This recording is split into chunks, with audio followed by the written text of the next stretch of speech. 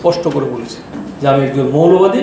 ইসলাম যদি মৌলবাদ বলে থাকে সেই মৌলবাদকে আমি ধারণ করি এবং এর ভিতর দিয়ে মানুষের মুক্তি হবে। আইডেন্টিটি, ইসলামের শ্রেষ্ঠত্ব, ইসলামের মৌলিকত্ব, ইসলাম একটি মৌলিক একটি বিপ্লবী আদর্শ, সেটাকে আমার ধারণ করতে হবে। সব জিনিসের উপরে ইনক্লুসিভনেস ইসলামে রয়েছে, মানবতাবোধের শিক্ষা ইসলাম দিয়েছে, নারী মুক্তির কথা ইসলাম বলেছে, সমস্ত বিশ্বের মানুষের কাছে ইনসাফের ধারণা দিয়েছে।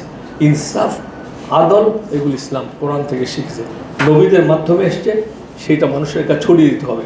অর্থাৎ সব মানুষের জন্য ইসলাম, মোহাম্মদ সাল্লাল্লাহু আলাইহি ওয়াসাল্লাম সমস্ত পৃথিবীর মানুষের জন্য পাঠিয়েছেন এবং কোরআন সমস্ত পৃথিবীর মানুষের জন্য পাঠিয়েছেন, শুধুমাত্র মুসলমানদের নয়।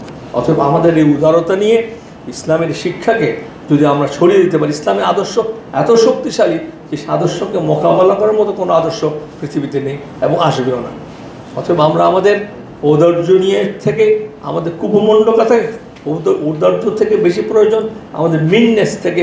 আমরা এই জিনিসটা আমি বলেছি, আমাকে যারা পছন্দ করেছে বহুত অনেক বক্তব্য দিয়েছি, একটি মাত্র বক্তব্য রেখেছি যখন ফান্ডামেন্টাল কথা আমি বলছি আমি ফান্ডামেন্টালিস্ট। আমি সাহস করে বলছি আমি মৌলবাদী, কারণ ইসলাম মৌলবাদী এবং মৌলবাদী অর্থ ভালো জিনিস। বিশ্বব্যাপী শিক্ষক হিসাবে স্পষ্ট করে বলেছি যে আমি একজন মৌলবাদী। ইসলাম যদি মৌলবাদ বলে থাকে সেই মৌলবাদকে আমি ধারণ করি এবং এর ভিতর দিয়ে মানুষের মুক্তি হবে। অতএব আমরা আমাদের সমস্ত সংকীর্ণতার বেড়া থেকে বেরিয়ে গিয়ে আমরা একটি সত্যিকার সুন্দর, সুখী, বৈষম্যহীন একটা ইসলামী সমাজ প্রতিষ্ঠা করতে হবে। যেই শিক্ষা তারা দিয়েছেন, তাহলে তাদের উপর আমাদের সম্মান জানানো হবে। এই আহ্বান করে আমি শেষ করছি। আল্লাহ আমাদের সবাইকে ভালো রাখুক, সুস্থ রাখুক, হেদায়েতের উপর রাখুক।